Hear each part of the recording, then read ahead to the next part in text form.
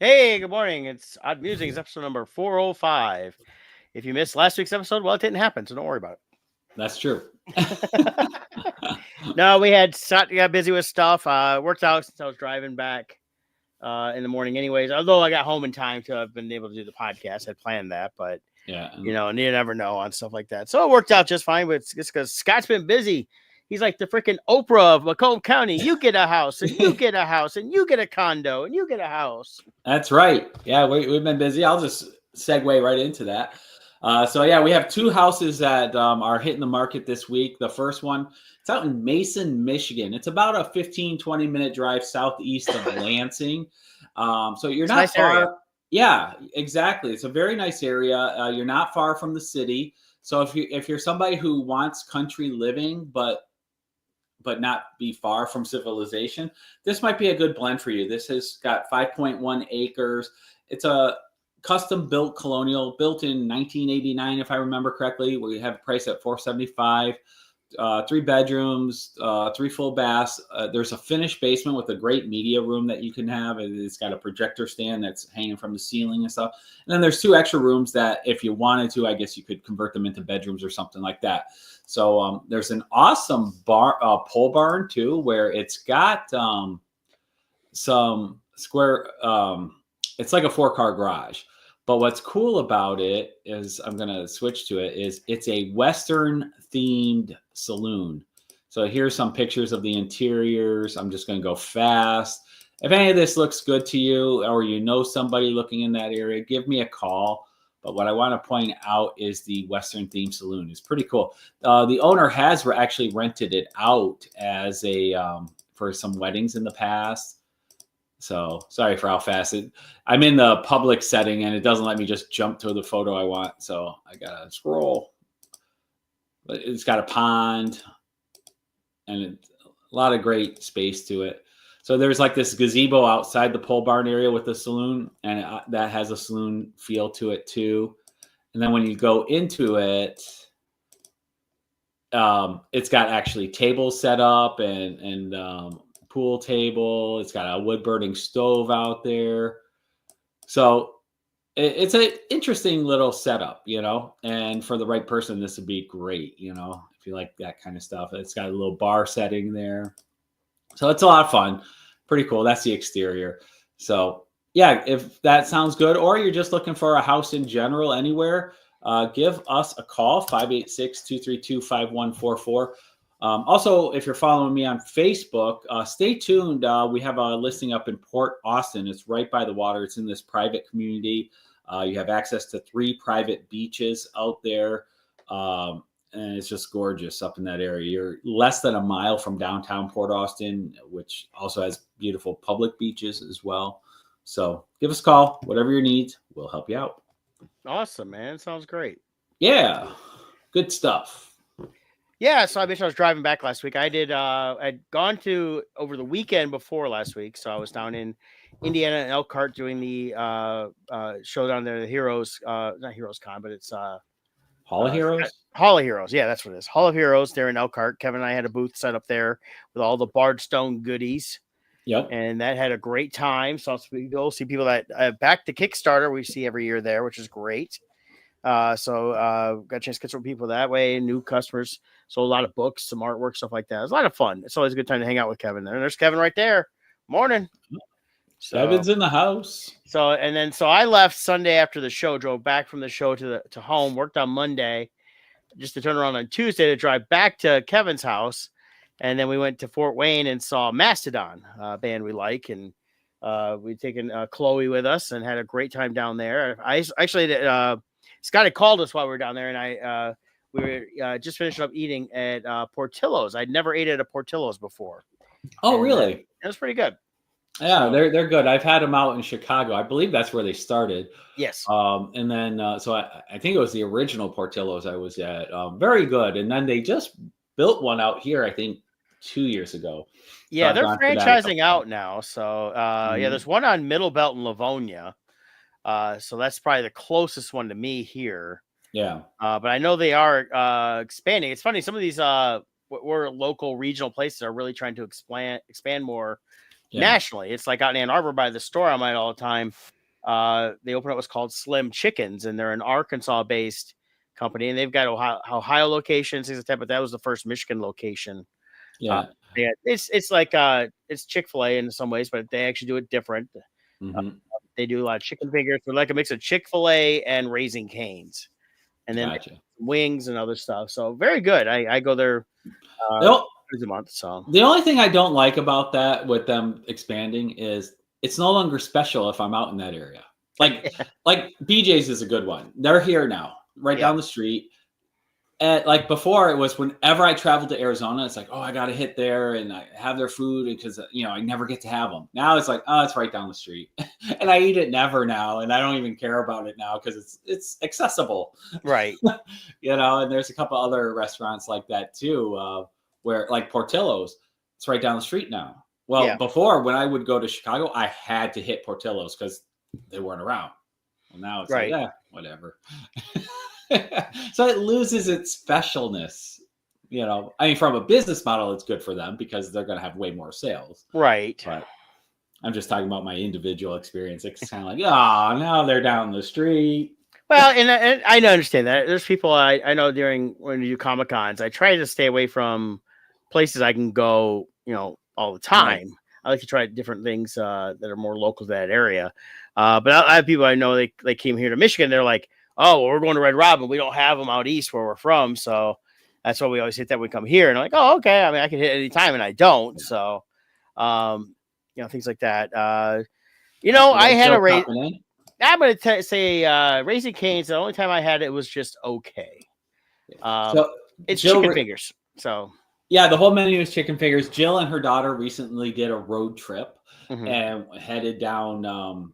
They were at what beach was it? Popular beach down in Florida there on the east side of the state there. Daytona. They stayed at Daytona Beach. So on the way, they got their big trip was like for them, like experiencing Buc-ee's along the way because they've never been at a Buc-ee's. And I haven't either. Yep, they absolutely loved it, and they stopped at like 5 of them on their road trip, and then Raising Cane's was one of those ones, and I guess it's the what makes them. I haven't had Raising Cane's, but I guess what people rave about is their dipping sauce. I guess yes, their dipping sauce, their cane sauce, is similar to what I feel it's similar taste to the Chick-fil-A sauce, to other sauces. They're all very similar. There's some slight differences. Slim Chickens has their own version of it. It's all that orange. Basically, it's the mustard and ketchup and whatever else they mix in. So, and like McDonald's has their sauce for their Big Mac, right? And that's and it's similar. It's not the exact same, but it's I find them very similar.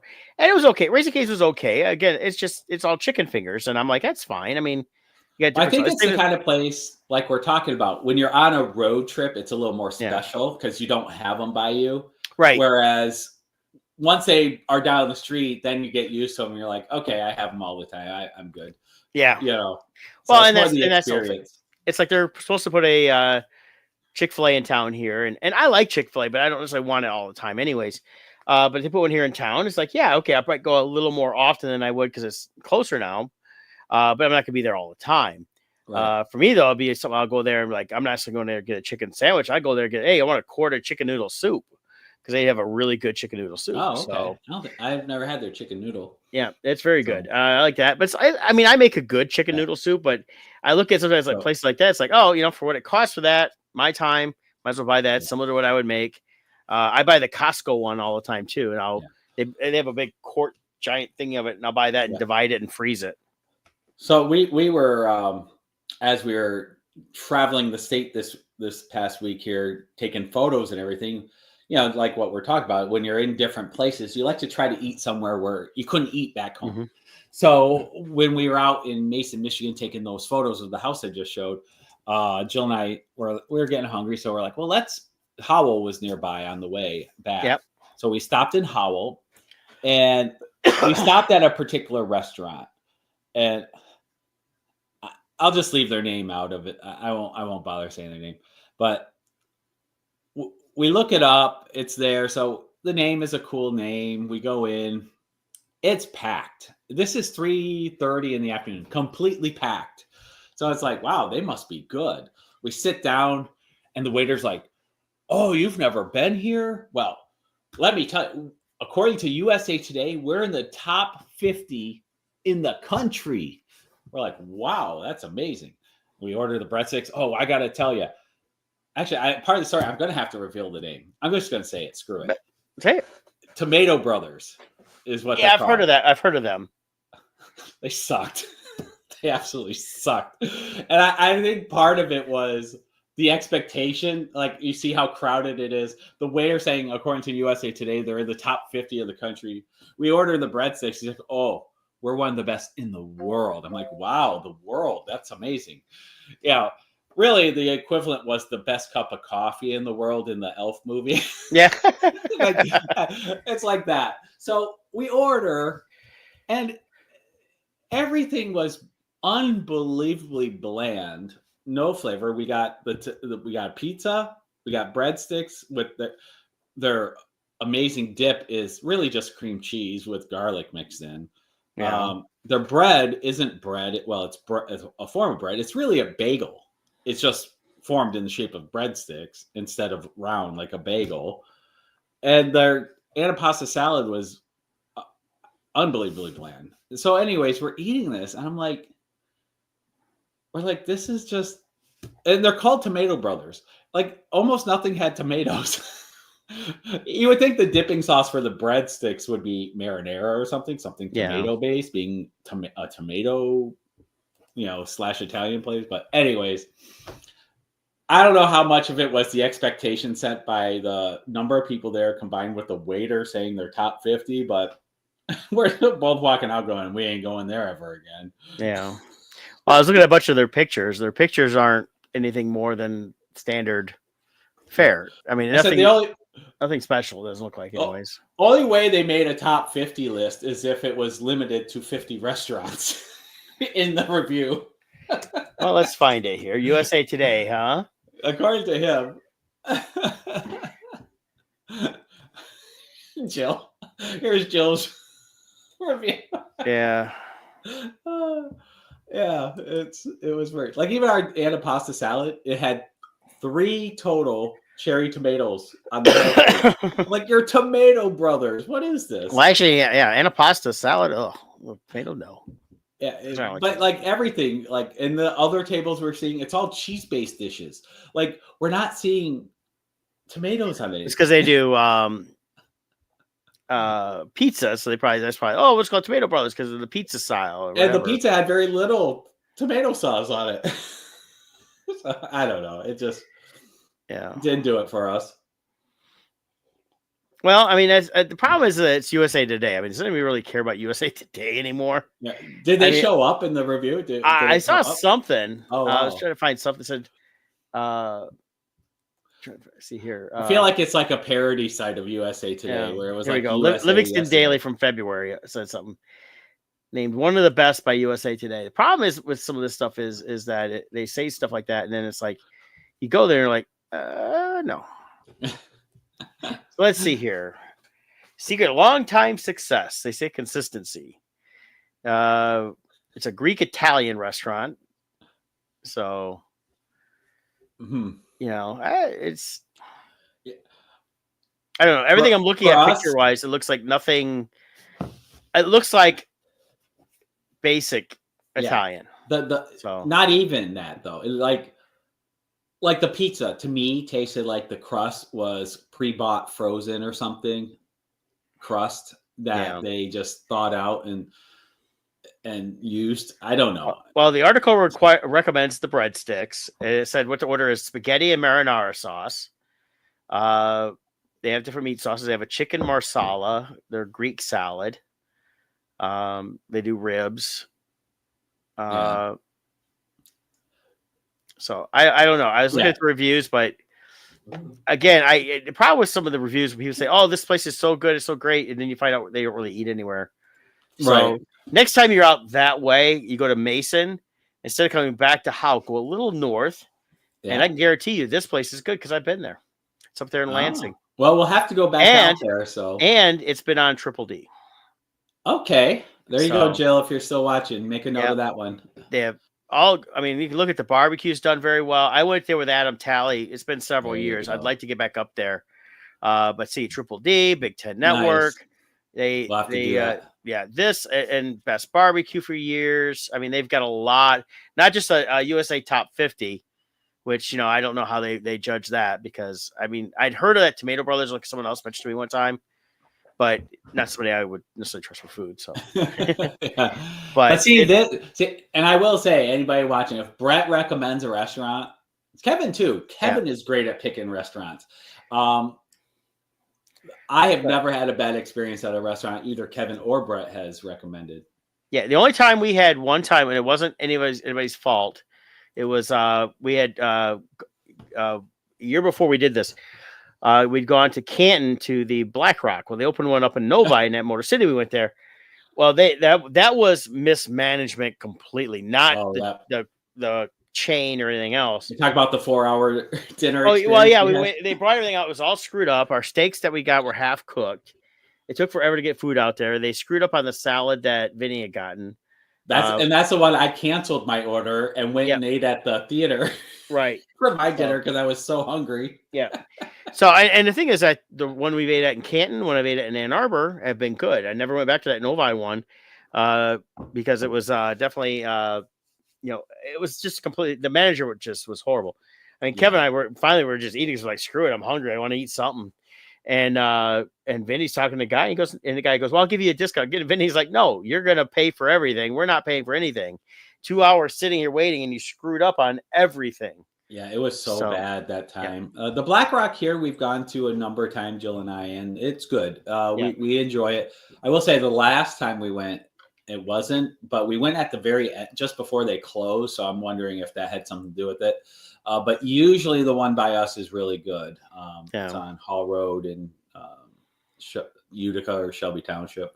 Yeah. So usually we have a good experience. The place you guys went to there, I personally would have probably gone in. So I'm like, okay, it's way too. It just looked very. I probably got a pizza just to get something, but maybe I would have tried a salad and that stuff. But definitely the pictures don't do it any help. Yeah.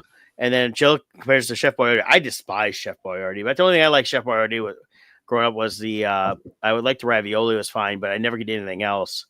SpaghettiOs always smelled like someone that threw up. So that's Franco-American. I'm not either one. Yeah, I can't do SpaghettiOs, but my teenage years was 90% Chef Boyardee. I would get the family size beefaroni, and that would be my lunch, and along with a half a box of Swiss cake rolls and 2 giant glasses of milk.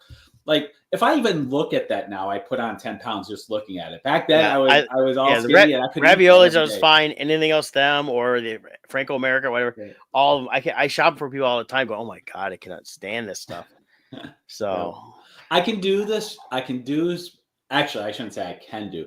I haven't had Chef Boyardee or Franco America in probably 10 years, so I probably wouldn't like it now. But back then, I could do the SpaghettiOs if they were the ones with the hot dog slices in them. Okay. But that's the only version I could have. The smell right away, I was all like, oh, God. Just. Well, their sauce is more of a tomato juice than an actual sauce. Whereas that probably what it is. I think it's both, really. The Chef Boyardee, I could do the, well, here's the thing. When I was younger, I liked the ravioli. I've tried them. I think last time I had them it's been about almost 10 years. And we had them and they were okay. I had to definitely put a lot more cheese on them this time because they've gone more sauce than actual pasta. Yeah. That's how they cut the cost. But it's that manufactured type stuff I don't really care for. I mean, I'm not big on, Mom would tell you this, I'm not big on the spaghetti sauces anyways. Yeah, you're not a tomato person. So things like that. I like but the thing is, this is well, most spaghetti sauce I just never liked, but I do like things like lasagna and things like that. I don't mind stuff made with tomatoes. I just don't like it to taste like a tomato. But the stuff coming out of the can, like I said, the raviolis never got a bad smell from it on those, but especially like the other stuff is like I just never like they crack open the can like, oh God, what the hell's that smell? It's just what it is. But like I said, if you go to meats up there in Lansing, I mean, there's other places to go to that I'm sure are pretty good, but. Yeah, you like to try local places, and that's a local place up there. I'd like to get back up there myself. Like I said, it's been several years because they have good. I mean, I make good barbecue, but I like going to barbecue places that do a good job. So I wouldn't even have a problem hitting all the Buc-ee's on the way down to Daytona Beach because you get yourself a brisket sandwich. Yep. I did one thing I recently learned though, talking about Chef Boyardee. I guess some online, if you search for it, you can find the original Chef Boyardee recipe that they don't really use now with the can, everything's processed and stuff. Yeah. But you can find the original sauce recipe and stuff. From videos I've watched, people say it's really good. I don't know. Yeah, the original that he did, because he was an actual chef, high-end chef, and then he created the brand, and his name his last name was Boyardee, and they Americanized the same Boyardee, right? And that, but yeah, his sauce was not that red liquid sauce; it was more of a meat sauce, thicker, stuff like that, and I would try that, just because it's more of an original sauce. Well, yeah, and then the history behind it too is kind of cool. So just say like, "Oh, I made the original." In a quick Google search, I found a bunch of links to the recipe. So yeah. I think I want to say he had I don't know if he had a cookbook or not, but I don't know. I want to say they did. Let me see here. Cookbook. Yeah, if you go Amazon's got it's called Delicious Memories: Recipes and Stories from the Chef Boyardee Family. Oh, nice. Came out in 2011. So I'll have all the original recipes that he did and things like that. So that's cool. I always likened. He reminds me of from Ratatouille. I think they based him on Chef Boyardee. Yeah, I agree. Very cool. Yeah, that was Gusteau. That's what it was. Auguste Gusteau. So.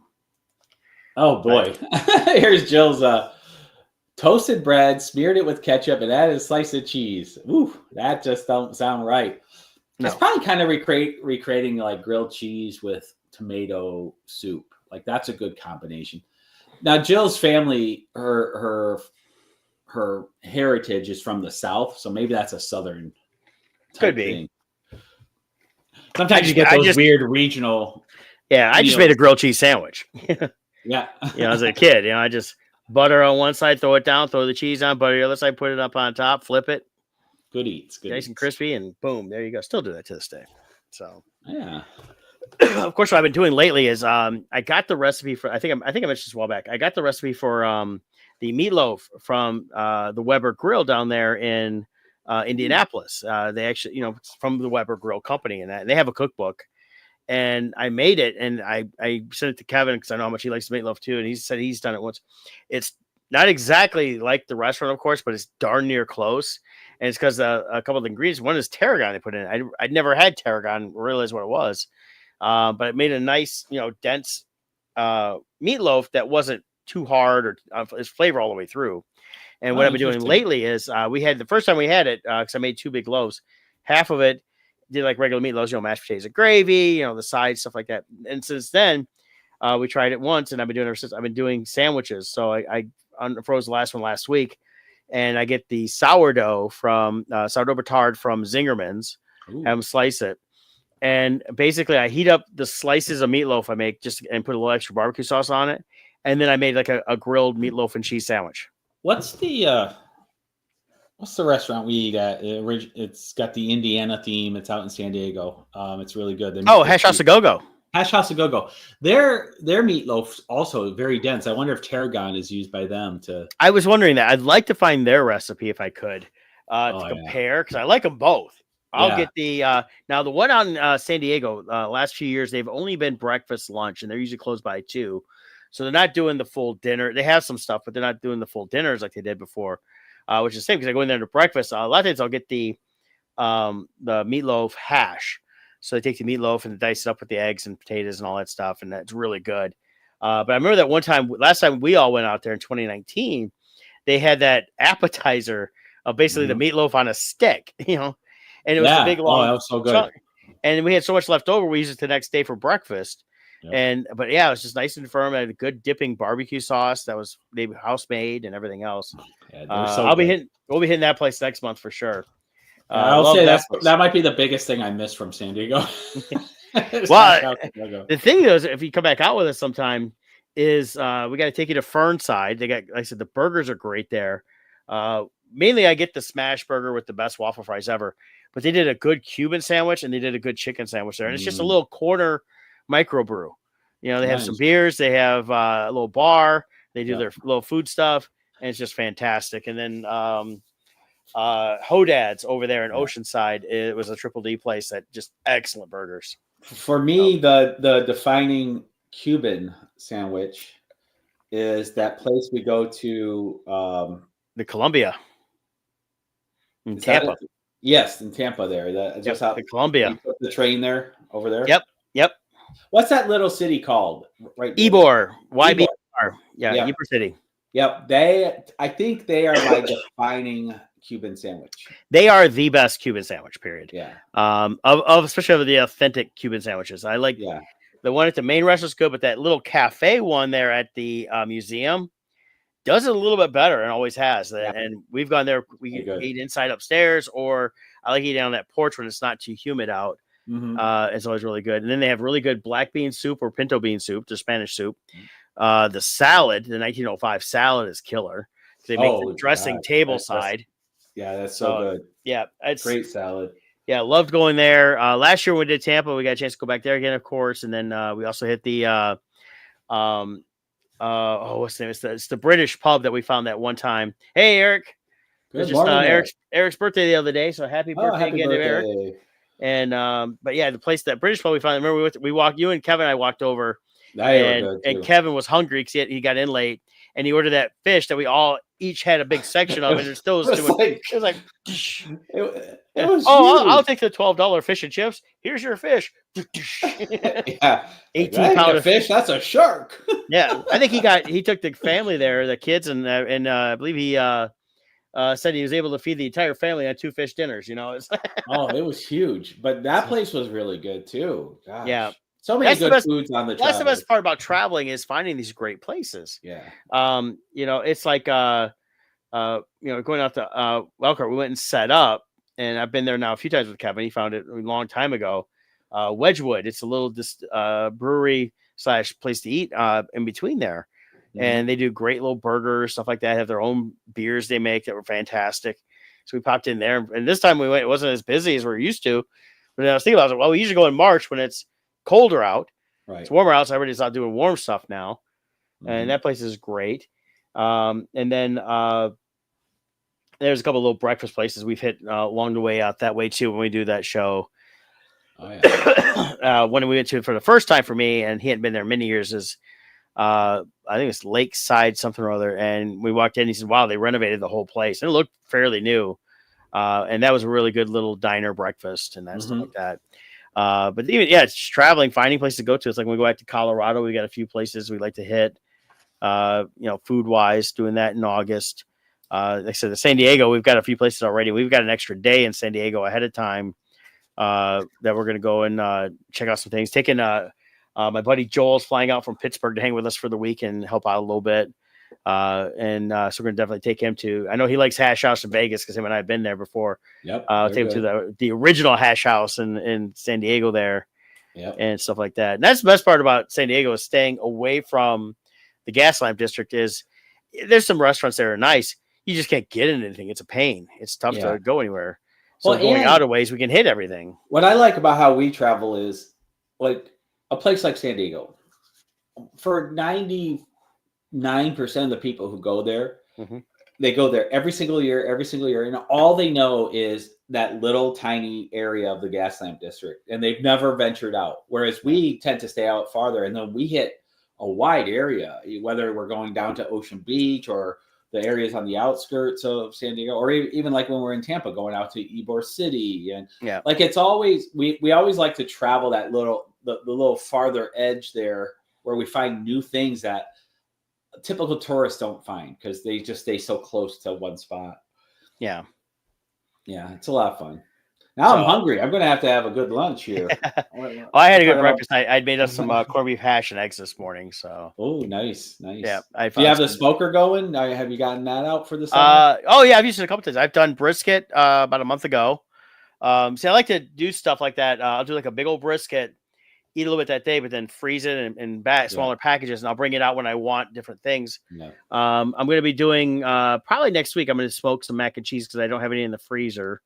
Yeah. I want to do some ribs. So I'll probably do some ribs next week too. So Yeah. Jill's got a really nice what is it called? Blackstone, those flat top. Yeah, those are griddles. nice. I don't have a space enough to Yeah. add that in. But those look nice. If I did, I'd like Nice. like She to put it on my she back makes porch. she makes perfect marinate, like not marinate, well, grilled vegetables on it. Like Yeah. it's perfect for doing that kind of stuff. And so like when we do burgers or anything like that, she's got a garden going, and so like in this when all those things start coming, it just comes out phenomenal on that flat top. So yeah, no, I'm doing. I'll get on my smaller pellet grill today. I use that one a lot more than my bigger one, just because of ease and everything else. I've got marinating right now some steak and chicken for some fajitas later today. We had done a pasta salad.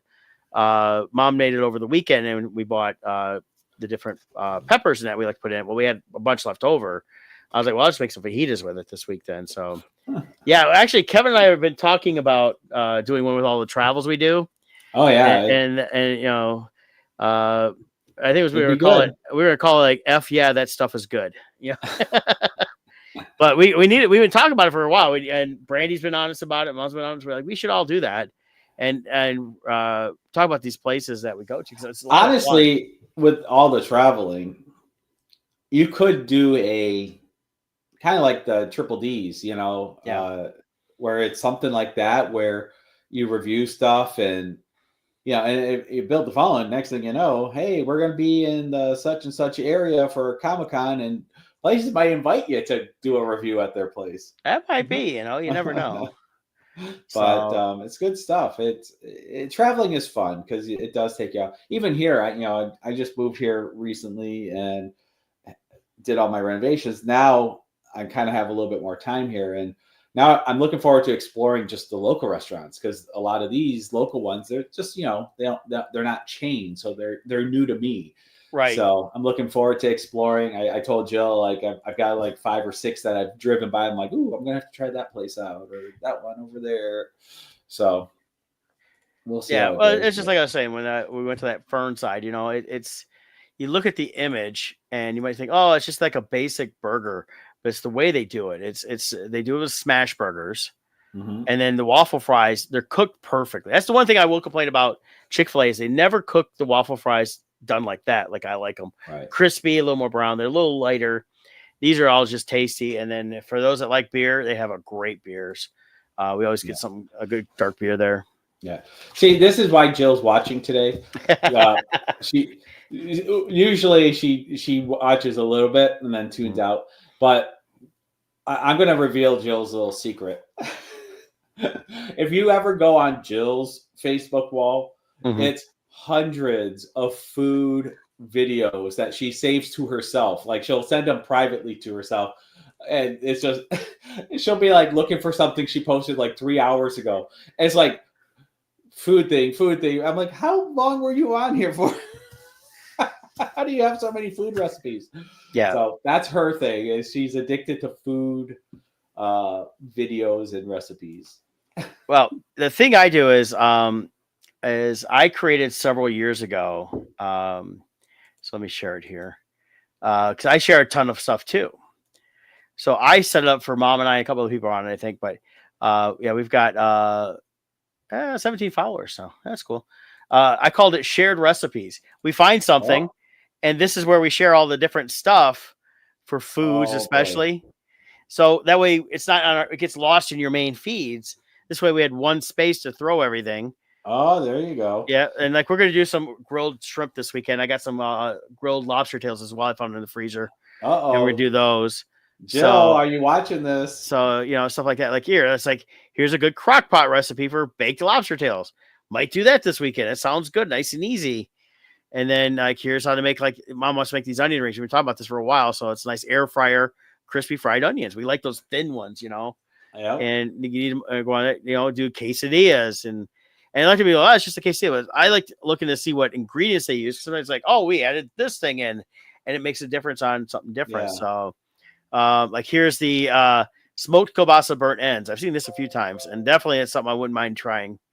And see something like this, instead of doing it in the oven, I'd actually just throw it on my smoker or my grill. Right. Yeah. Even if it's in a tin pan. Crispy fish tacos. I like this is cilantro lime slaw. I like a cilantro lime sauce on different things, but as a slaw, that sounds really good. And see what the power of your food page. Well, that is totally her thing. And then I always cheat with my smoked mac and cheese and do the Stouffer's, but I want to make, and I may have to try this one, do a homemade mac and cheese and throw it on the smoker. Yeah. Stuff like that. So, I mean, there's a lot of things, and a lot of things we never do. We just share them and look at them later. Like here's a great salsa, so it's called shared recipes. You should be able to follow it. It's open for people if they want to. We're not promoting it. It's just what we wanted. So Jill, if you join the page though, you can't do how many recipes you share to yourself. But like here, pepper steak in a crock pot, I like that looks like something I would love. Yeah, I like a good pepper steak. Haven't had any in a while, so that sounds good. And I like finding easy recipes and that we can do on there. Here's a nice no crust quiche, Nice stuff like that. And we've tried some different ones. We don't do everything. Oh, that looks good. Mongolian beef and noodles. Huh. So it's finding these things like, oh, that looks good, and sharing it. So, there we go. I got some brisket. I may have to do this one. Smoked brisket cheesesteaks. I got brisket in the freezer and crack open. And this thing is also when I do a lot of that stuff is I like to overcook. I mean, most of it's just mom and I. So like today when I make the fajitas, I did one chicken breast, and then I had we got a cow last year between my brother and I and mom, and we so I had gone over and got some steaks and roast, and I took out some sirloin steak today, and there was two of them, and they're both like this big. So I decided to do one is the fajita, so I got that marinating with fajitas. Yeah, I'm making you hungry, right, Eric? Yeah. So I like to cook when I can, and so I'm doing like I said that, and then chicken breast. So I'll do that with fajitas with the veggies. Well, I was like, I'm not going to do 2 full steaks for fajitas. I could, and then freeze the leftovers. But then, I doubt that. I'm sure I'm going to be, you'd be surprised how many I don't share anymore. But, so I took the other half of the other steak that we had, and now it's marinating for tomorrow's dinner, which is in a Korean barbecue sauce. Yeah, so I'll cook that up with some onions, and that's always really good. And that could be we can either do it over rice, or I've done it as tacos. Nice. So it's things like that, and I like to overmake. I've still got a few bags of pork and stuff like that. So yeah, Eric wants the recipes too. But it's one of those things where a lot of times, especially when you're working, you don't have time to prep and cook, from scratch. So I'll take stuff out of the freezer just to heat up, and it tastes just as good. Because the other trick is you need a food saver. If you don't have a food saver, you need to get a food saver. Don't use Ziploc bags for everything. I see people do that online. Oh, you put your meat in a Ziploc bag, just flatten it out and throw it in. No, you'll get freezer burned. You use a food saver, it sucks the air out. It'll last you a couple years. Right. And stuff like that. So that's what I recommend. And other thing we started doing is, you get busy working. It's like, oh, we're going to have this, but we don't have time to make mashed potatoes. So we were buying like the Bob Evans. I stopped doing that. I went bought like 10 pounds of potatoes, and we made mashed potatoes. And I put them in the bag, suck the air out. Boom. I bring them out of the freezer, heat them up just like the day I made them. Yeah, they're just as fresh. So that's really the key to that stuff. I mean, it's just like anything. It's like when you use the food saver, like you can't get freezer burn, right? You can if it doesn't open. And sometimes the seal does break. And when I'm going through my freezer, once I'll figure out meals, I'll see something like, oh, it looks like the seal's not holding up. I'll just, bring this out and cook it. And as long as the seal holds, I would say 90 to 95% of the time it holds. Perfect. Nice. And stuff like that. And if do you have a food saver, Scott? I don't. No, I don't. Yeah. Yeah. I would say this. It's if you get a food saver, you also want to go on their website and sign up. Again, we're not getting paid for this promotion. But if they happen to see it and want to, they can do that. But here's we can talk food every week. Yeah. But they have basic ones. I like this one here. They've got the thing on the bestseller over here. Yeah. That one right there does a couple of these. One, it holds the bigger rolls. It does good. The little device right there, you can buy special bags that have like a preset thing on it. You put like cheese in and things like that. And you can suck the air out to keep it fresh. And then it Ziploc opens. So you can use that. Now that one says $5.79. That's a little pricey. I've seen a lot cheaper than that. Yeah. So unless it's gone up because of the tariffs, I don't know. But I think this one's not bad for $3.49. Boy, these seem a little high now. I don't remember spending more than $200.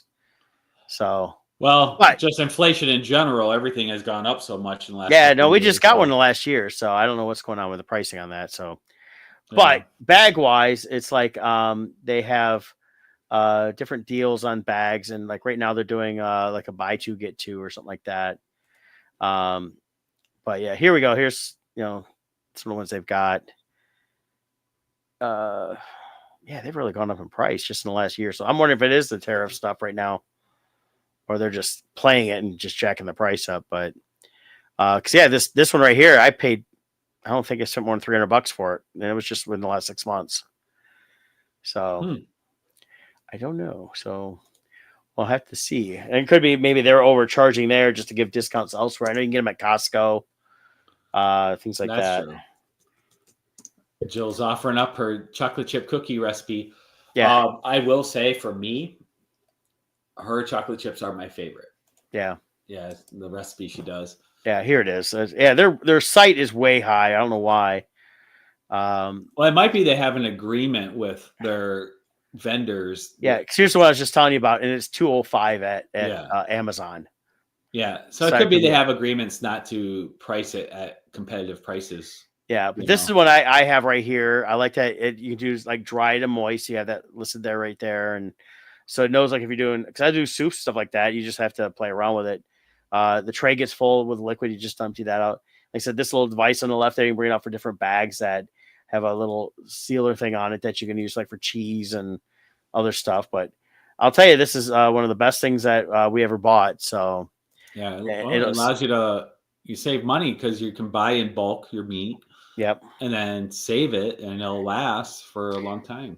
Yeah, and that's one thing they always talk about. When we first saw them many years ago, like on QVC and all that, it was like, oh yeah, you go to like the clubs and you buy like the big pack of chicken breasts and then you separate them. I do that still to this day. Or like last year, you bought a whole cow. Yeah, well, the cows already already done like that. Oh, they prepackage it. Yeah, it's prepackaged. Yeah, so we didn't have to worry about that. Good. But when you go like to like the warehouse clubs, things like that, you buy a lot more than what you need, then you can actually freeze it in sections. So I'll do that. I'll put like a couple chicken breasts in one. Like for the brisket, I put like a pound or so of brisket in each bag. And I like doing towards a pound. That way, if I need more, I can bring out more, but I don't want to bring out like 2 or 3 pounds if I only need like a pound. Right. Same thing with like ground beef. If you're not buying like a cow or something like that, and you go like to the clubs and you buy like 10 pounds of beef, you can separate that yourself, pack it, suck the air out and freeze it and bring it out when you need it. That's a little hack me and Jill just learned about. Like at Costco, we didn't realize you could buy 10 pounds of meat in a big tube of it. Yep, you just got to ask for it. You ask for it, and they'll custom fill it for you, and you save huge money doing that. Oh yeah, I mean that's the way to go. It really is. And even with watching the stores, being in Meijer a lot, of course, I catch some of the deals on occasion. A couple of years ago, they had gotten in a ton of different sliced meats, steaks and beef and all that stuff. And it was some were stew, some were the thin sliced, and they had to sell it that day, but they had gotten literally multiple cases of it. So they put it out at 75% off. So I bought $125 worth of beef for like $25. And it was like $30, something like that. And I used that for a long time for different things. I was like, for the price, you can't beat it. I mean, I can't go buy it for pennies a pound, basically, is what it was. And so that's nice. But it's stuff like that. And that's where the food saver comes in handy. So I took that stuff home, took it out of the packages they were in because they weren't sealed, sealed them up, threw them in the freezer and ready to go. And that's what I do with a lot of stuff. And that's why I prep meals that way. When I make chili, I make a big vat of chili and then put it in smaller packages, freeze it, bring it out when I want it for meals. Excellent. So, I mean, stuff like that. And it's really a money saving thing because it's like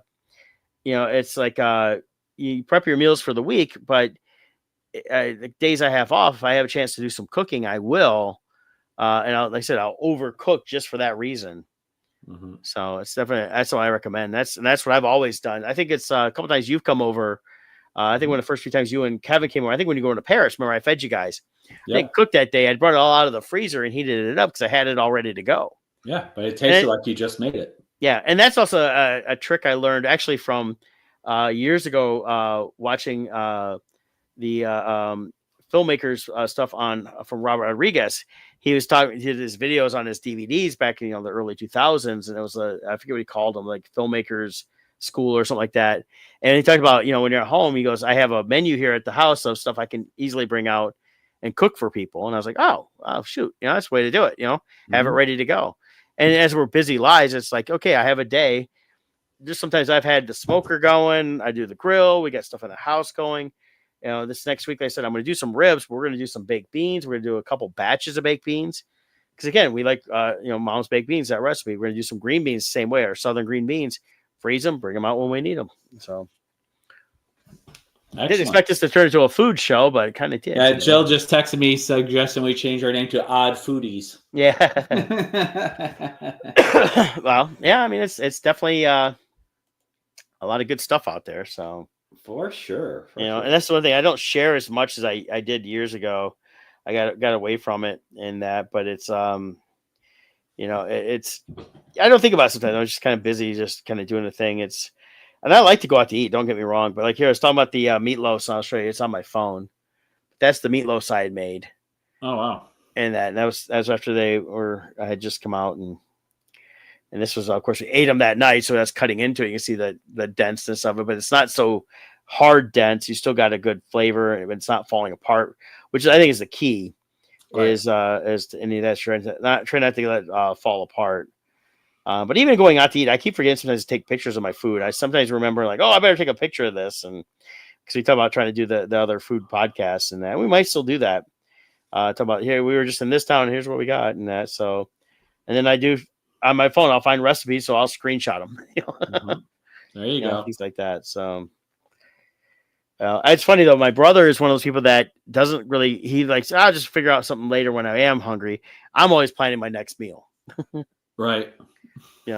So stuff like that. But he likes stuff too. He'll come raid the freezer here, and I gave him some of the pulled pork I had because I had a ton of pulled pork, and he ate on that. They ate on that for a couple of days. Did a couple things with it. So yeah. Excellent. Yeah. So, other than that, let me see. It's been 2 weeks. I finished watching How I Met Your Mother. It's funny how many episodes I had forgotten the later years. I must have missed some. But it's also interesting how that show evolved in terms of how the world was evolving at that time with technology. Mm-hmm. I think I mentioned this before. They start off with the flip phones, and then also they're into the smartphones and everything else and how that goes. And you see different things that even though the show ended 11 years ago, it feels like it was like 20 years ago, but it could have been just as much as like last year. Right. So it's interesting to see how that goes. And the fact that it's set where he's telling the story in 2030 and we're only 5 years away from that. Yeah. So, and then other than that, I've just been flipping around trying to find, I watched Rogue One again last week, finally. Oh yeah. Love it, still holds up, and it's even better now with Andor. It really is. Yeah, Andor definitely enhanced it. That was the best thing. We talked a lot of Star Wars, of course, but it's one of those things where it just went way too much, away from the stuff. Like you bring back. See, look, we went to Star Wars. Time to go. Yeah. Bye, Jill. I'll call you. Bye, Jill. I'll talk to you soon. Maybe we'll see you in a couple weeks here. Jill, just one side thing. She said tending her crop. She's got 9 raised garden beds that she has in her backyard. So she has it's growing to be a good size. Last year it was 6. She added 3 this year. Nice. So a lot more people are doing that. Yeah. I've got a semi-regular customer that's been trying to get some of the plants from Meyer, and they never have them. She wanted the carrots. I've never seen them there. Yeah. And then this last week she asked for what was it? Cucumbers or something like that they didn't have. So and then they do have strawberries right now, but it's like they must get them in very little and then either snatched up or they're just not getting them. Yeah. But a lot more people I delivered to a house and they had just built up 6 raised beds, stuff like that. And you got to raise them up a little bit and then still put a little wire around to keep the critters out. Yeah. In that, but it's people have gone back to that, and it's because they want fresh veggies, they want control what they're making as much as possible, and that's the other thing too with things like using a food saver or getting into canning is you can can some of that stuff. Exactly. So, oh, we digress. So I know. you're talking about Rogue One. Yeah, it's as much as they screwed up Star Wars in one way with certain series and then movies. The best thing they did was doing the Rogue One leading into A New Hope, and then going back and doing Andor, and they really have fleshed out so much story leading into it. It makes A New Hope better by what they did with Andor and Rogue One by building those stories bigger, and that's the thing I wish they would continue to do. I hope they do with they got with the Mandalorian next year, and then Ahsoka season 2 is continue building on post now Jedi with what they did there in that realm, and not even stress about rushing to get to The Force Awakens, because they still got 25 years to go before that even happens. And if they do anything afterwards, just start really building more of its own, clear that way, which I know they're doing that with Starfighter. So so we'll see where that goes. But good stuff there. I've been rewatching the Clone Wars animated series. Oh, nice. So it's just so good, that whole series, and even the Rebels too, and all of those different animated series are so good in their own right. And all those were Filoni there, so good stuff there. Well, they announced someone that's supposed to be working with Filoni when Kathleen Kennedy retires in August. They announced that a couple weeks ago. Carrie Beck and Dave Filoni are the current candidates to succeed Kathleen Kennedy as she departs. So, I mean, I'm seeing this more and more, and it's popping up in more legitimate news sources like Variety and things like that. So, I got to think they're actually like, yeah, we're giving you a graceful exit. Don't screw it up. Yeah. So. Yeah, I hope so. We'll see where it goes. I won't believe it till she's gone, because so many times it's been said she's gone. I think she is got a clone of herself somewhere stored away who's gonna somehow return. Yeah. I think the Palpatine's return was her revealing her plan. So I'm not gonna believe it till it happens, because too many times my hopes went up that she'd be gone. And yeah, I think she got herself a little by pulling the stuff she did at D23 with announcing a Rey movie. But yeah, the Carrie Beck one, I'm not as familiar with her. But it really sounds like he currently is still the chief creative officer. So I think that's what helped slow things down. So, but she's an executive television producer. I just pulled her up. She did. She worked on the animated series Bad Batch: Tales of the Jedi. Okay. She's a producer on the live action Ahsoka, so they've worked together. So obviously then, so she's been vice president of live action development and production at Lucasfilm. So obviously her and Filoni must get along then if they're thinking about doing a co-thing, which is not bad, because then you have two people that can help run different aspects of the business. One that really has a true creative force, and then one that probably has more of a, the financial side too. Well, and that's the key, is whoever this is whoever takes over Kennedy's part, they need to focus on the business side. Yeah. Keep the business going, all that, and let the creative, that's where Filoni should be, the head of creative. He truly is the true George Lucas Padawan. He worked with George. He fully understands George's vision of Star Wars as a whole, George's vision of what the Force is, what the themes are supposed to be. He gets it. And then on top of it, he understands the canon. He knows all the nuanced stuff. Yeah.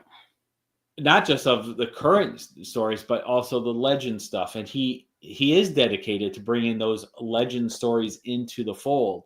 So he has all the blend where he's going to make the hardcore fans happy. He's going to stay true to vision. He's going to keep the soul of Star Wars there. That's what needs to be done. Yeah.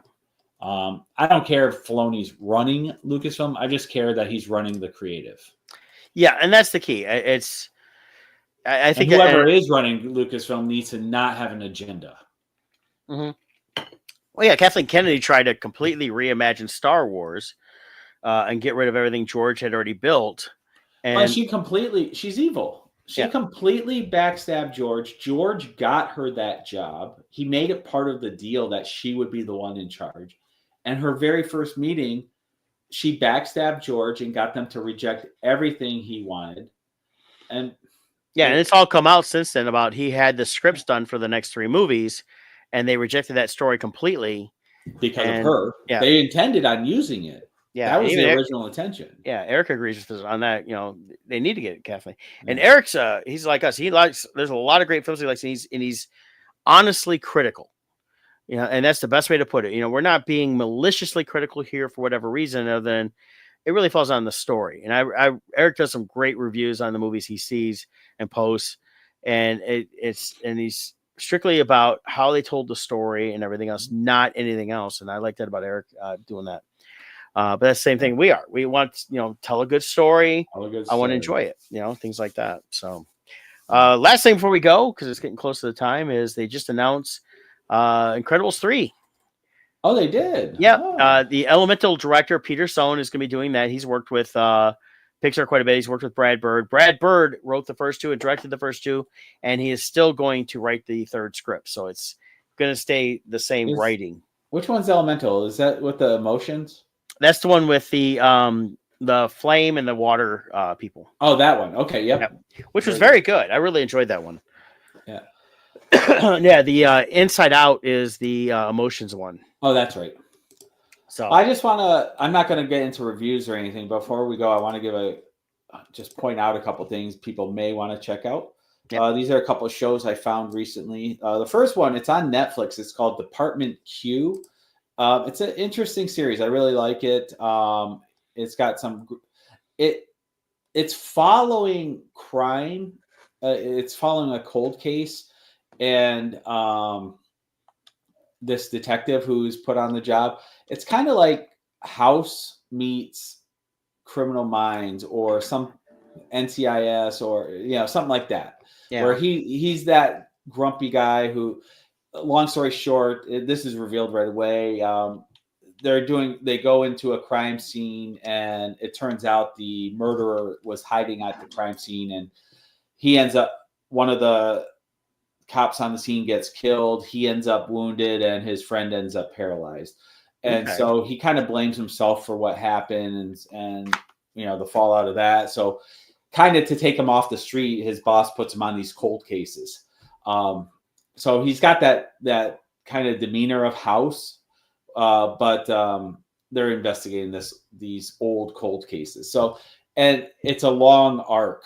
The case they're studying covers, like, I don't know if they'll do a different cold case each season or what, but I feel it's well done. I really enjoy it. I like the character development in this. So that one's been a lot of fun for me. Yeah, I saw it pop up. I just made sure it was in my list for Netflix. I'll have to start watching that one because it looks pretty good. Yeah, I think it's well done. I really do. And then the other one is on Paramount Plus, Criminal Minds Evolution. They've come back with it's got a new series name because it's following its own thing. But it kind of reminds me, to me, the height of Criminal Minds was there was a particular serial killer they were going after, and he was targeting the team members, and it covered a long arc. I feel like it's going back to that feel. So I'm really liking this one. The premise of the season is it's a serial killer they're going after who created this online network with other serial killers where they can share videos with each other and kind of feed off each other and coordinate with each other. So it's like a network. Okay. And so it's interesting. So kind of what's happening is they got this longer arc, but then the individual people are filling that that are part of the network are like the smaller episodes. And it's been an interesting season so far. So they're like 5 episodes in. Yeah, or so. I used to like the regular series of Criminal Minds. I jumped in the first season with Mandy Patinkin. He was there for 2 years and then left. And then they brought in Joe Mantegna. And I liked it for about 5 years. And then it got to be too much of, and I have the same criticism right now of the second season of Poker Face, which I liked the first season. The second, way too much of, and I'm seeing this in other shows too, of here's 15 minutes of showing what happened, Right. and then we're spending the rest of the time with them and how they figure it out. And I'm like, I'd rather see them just figuring it out along the way. Yeah, because it helps you. You're engaged. You're trying to figure it out too. And it's like, oh, okay, yeah, they figured it out. Yeah. Great, yay. Oh, Yeah. here's the like poker face has been the the little odd things like, oh, well, she was actually here when this happened. She was here when that happened. It's like, this last one is I watched, it was the baseball one, and they had drugged the player because like some of the guys on the team were trying to throw the games because they put a bet on them, a parlay bet to win like $3 million, and they were like the worst team in minor league baseball. Right. And but they brought in this new pitcher and got rid of the one guy that was supposed to be his last game because he sucks now. And so the one guy comes up to him and says, "Oh, I laced his stuff," and he mentions this player from 1972, which I think was a true thing. I'd heard this story before, and they had taken LSD because he didn't think he was going to pitch, and then he ended up pitching that day and had like the greatest game ever. So they laced with meth this guy's big league chew, so his bubble gum. So he was just talking to the ball, throwing. It wasn't like, and he was just throwing the best game ever. Nice. And so they had to actually cheat to win. They were like, "Oh, we got to knock this kid down a peg." So he told the guy to bunt and just keep running. And the players out there are all in on it, are throwing the ball away. So the guy gets an in the park home run on a bunt. Yeah. Which, and then of course, they were all going to get caught anyways because they're all walking in the next day with all kinds of stuff they bought. Yeah, because they were stupid. But and then she of course figures it out because one guy's lying, and her thing is when someone lies, she says BS and all that. But but it was already too much of, we saw what happened, how the guy died. I'd rather have been like, you start off with the guy dead and then her figuring out from there. Yeah. Tell me how he died. I don't want to piece it together. So yeah. They also just recently did the a trailer. Have you gotten into the Dexter series? I haven't. No. Okay. They're bringing him back again. It's called Dexter Resurrection. It looks really good. If you're a Dexter fan, a lot based on the comments I'm reading too, they're really excited. I really enjoyed the Dexter series. I didn't get so much into the recent Original Sin. It covers him at a younger age. I might go review it. I think it's going to be on Paramount Plus. But it looks like the premise is Peter Dinklage is in it, and he's kind of he's a collector, and he is collecting serial killers. And I don't know if he's setting it up where they go against each other or what, but Uma Thurman's going to be, they have some big names in this upcoming season. So it looks good to me. So I'm curious to see how this plays out in this. So there's some big names. Yeah, I know Dexter's got a pretty big following still. And I really enjoy it. I watched the regular series when it was happening, and I got a little bored with it midway through because it felt like a little redundant. And then I watched the ending, and I watched the one he came back at when he was in hiding. Yeah, that one was just so. It was all right. It was an ending to that series, I guess. Is better than him just dying on the boat or whatever. But yeah, the original series, had they just ended it 15 seconds earlier, it would have been a good ending. But then they went that extra 15 minutes, and everyone's like, "What? This is stupid." Yeah. I knew they were doing the origin when he's younger and all that. So yeah, I haven't gotten into that one. To me, it doesn't appeal to me, but I know there's people that love it. So yeah. The best for the original Dexter series was when John Lithgow was the Trinity Killer. That was really well done.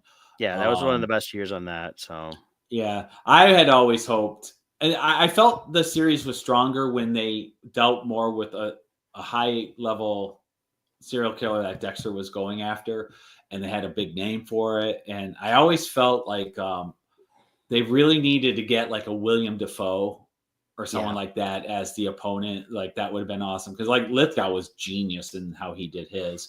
Yeah, having a solid actor like that is a really good actor will lend a lot to that. I mean, Dinklage, I don't know what he's going to do in whatever role he's in, but he's a good actor. Oh yeah, he's solid.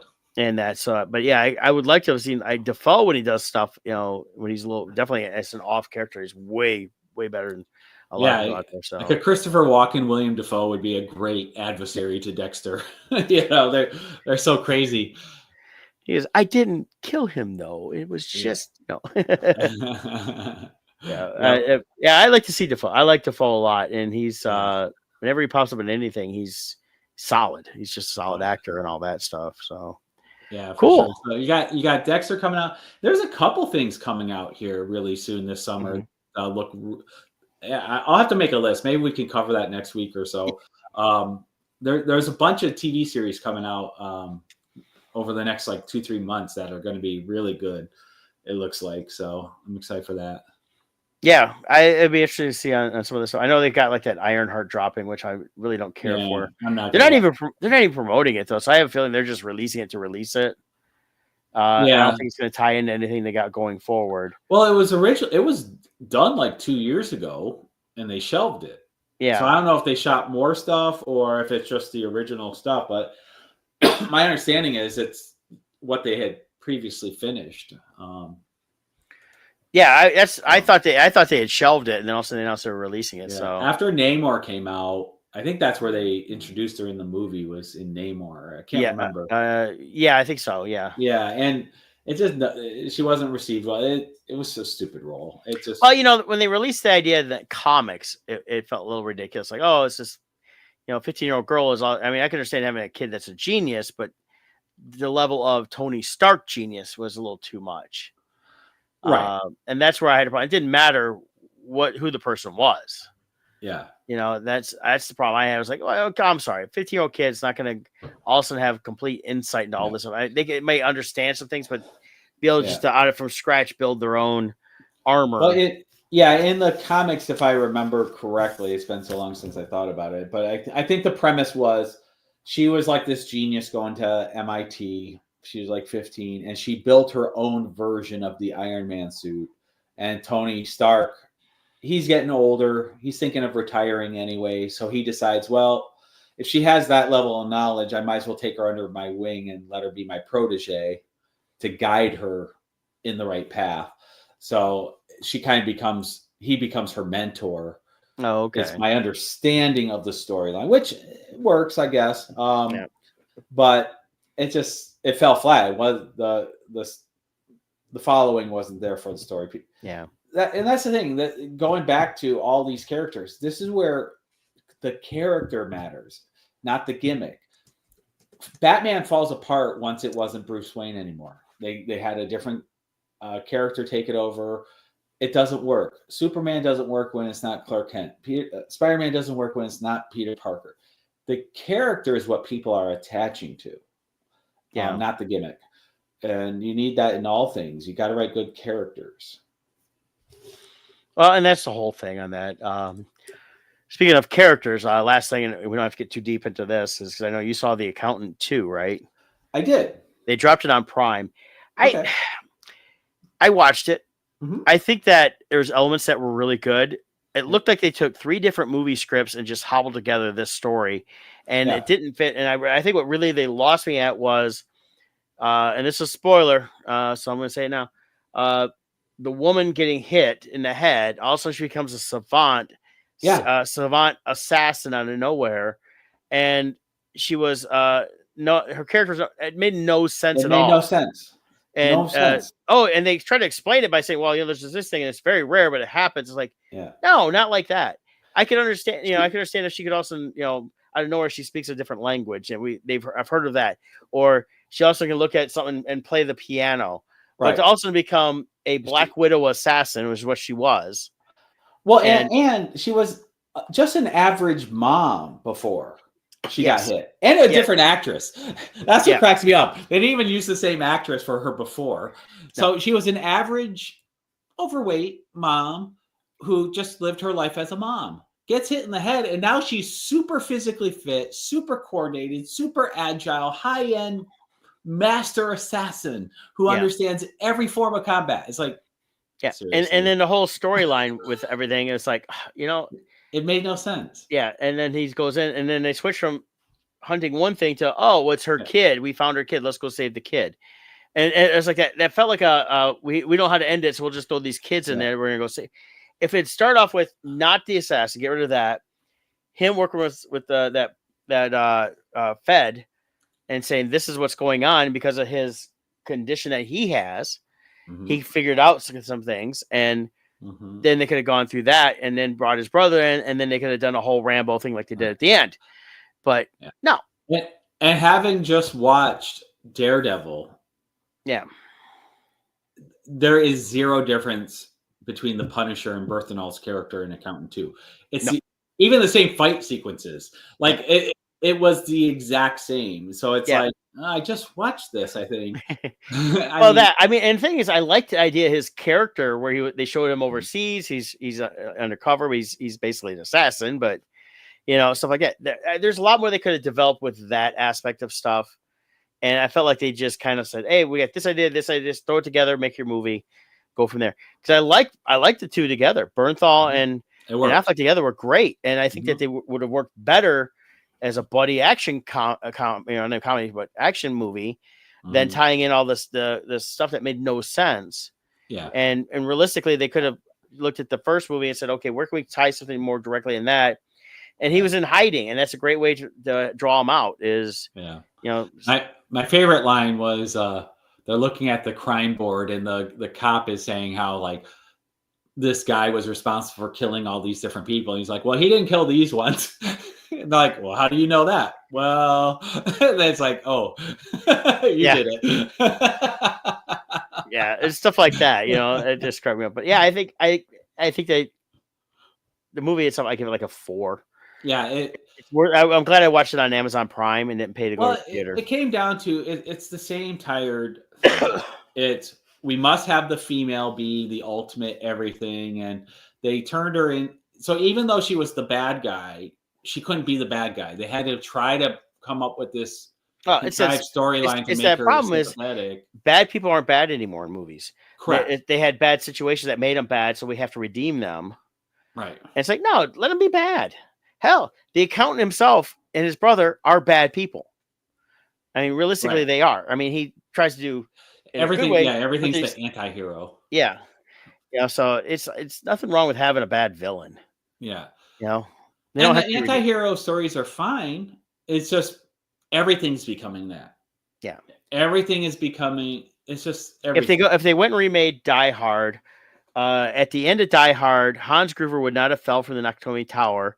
Bruce Willis would have pulled him in and hugged him and said, there, it'll be okay.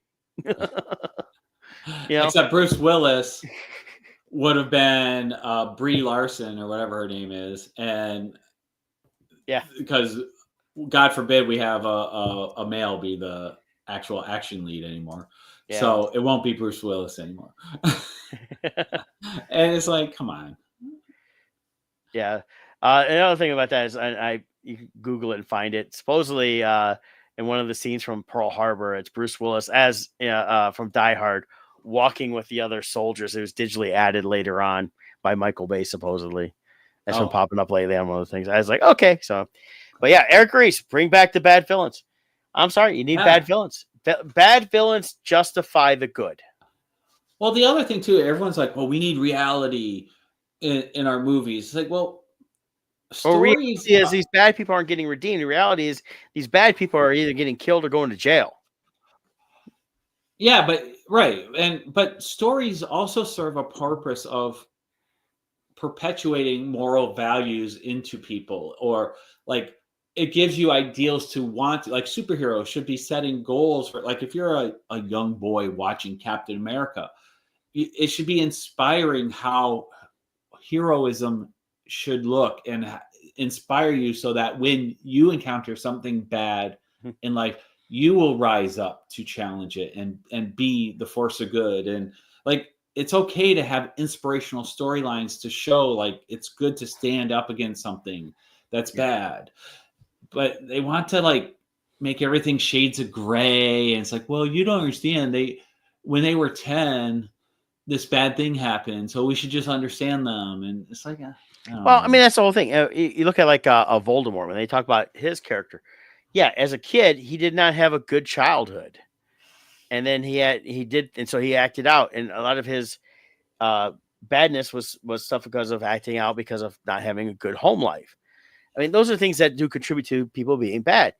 But when you're telling these stories, you don't want to go back and say, well, since his dad was bad to him, he really wasn't that bad. It wasn't his fault. No, he made choices. He had choices to make. He chose to continue down that path. And that's why you do the same thing with like when you have like a character like Maleficent, which they ruined in the movies by trying to make it, everybody else's fault. It was the white male king's fault.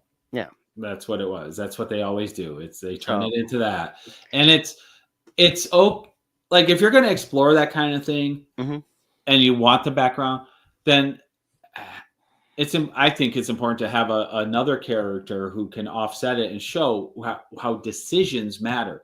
Yeah. And there comes a point in your life as an adult where we're responsible for saying, okay, yes, this thing happened, but I'm responsible for how I move forward. Right. And you can choose, and you can choose to be evil, and you can choose to let some trauma from your past dominate you. And guess what? There's going to be a price to be paid for choosing to do evil. You're not going to be forgiven just because we feel bad for you. And then or you can choose to overcome that and be empowered by it and choose the way of good and do good things. There's responsibility, but it's like they want to always make it like, oh no, even though you're an adult, it's okay that you chose the bad thing because something happened when you were 10. Yeah. As a society, and I think we're seeing the consequences of that constant messaging in adults now. Well, it goes back to how people have been the last 40 years, really 30, 40 years is, well, that's not nice. Don't do that. And no real punishment. Yeah. Don't spank, don't yell, don't. Yeah. It's like, there's no discipline because they're like, well, I want my kid to be my buddy. No, we have to bring beatings back as public policy. Public severe beatings. Well, and it's true, and not severe maybe, but no, but in the 70s, if you were a jerk to your neighbors kicked your ass. And then if you called the cops would come and say, well, why did they kick your ass? Well, because I did this. Oh, well, so you deserved it. Stop doing that then. Now you do it. If anyone does that, you're the bad guy because even though that person was instigating everything, you're the bad guy for stopping. Well, and that's the problem with bullying now is because the bullies know how to manipulate the system that they're now the victims. Yes, and they don't fear retribution. Yeah. There was a study done about the NHL. Same thing. The NHL was self-policing. If a guy did a cheap shot on someone, you knew the next time they met, their enforcer, Bob Probert, would be on the ice to kick that person's butt. Right. So the cheap shot people knew there's payback. So they would only do it if they were willing to get the punishment. Mm-hmm. Well, as they've reduced fighting in the NHL, what they have found is injuries have gone up. Why? Because the cheap shot players aren't worried about retribution. So they are more likely to do the cheap shots. And because if the enforcer goes out, they're going to be punished. Right. So we need to bring ass beatings back. Well, it's like everything. It's like a clip I saw of baseball was guy smacks a home run and then showboats. Instead of just running the bases, he's showboating. Yeah. And what happened next time he got the bat? Bing! Got hit with the ball. Yep. And that used to be how baseball handled it now. Now, of course, they do that to get thrown out right away. But and the thing is, this is definitely if you're gonna act up, there was retributions and too much now of it wasn't their fault because they got yelled at when they were 5. Yeah. Things like that. No, if they got yelled at when they were 5, they would have behaved now. Yeah. But Eric as a movie reviewer understands villains and heroes. And does he have a link for his movie reviews? I know he posts on his personal page. I don't know if he has Eric. If you got a regular link, let me know. Yeah. We should have Eric on sometime if he's able. That would to be join fun. Us cover some movie and reviews. talk movies and some things like that. So Eric, you ever want to join us? Just if there's a movie you want to talk about, and I'll send you a link to join us on the podcast anytime. Anytime. Yeah, because you'd be good on this one here. So good. I agree. He's a good dude. Eric's a great guy. So I've known him since he was a young man. A wee little lad. Yeah, pretty much. So going to church there. So he's a good Christian boy. Nice. And that. So good dude. He's a good man. So, but hey, we better get going here because I got to do some running. Yes. But we will catch you guys next week. Y'all have a good week, and we'll talk about something else. Sorry. All right. Bye.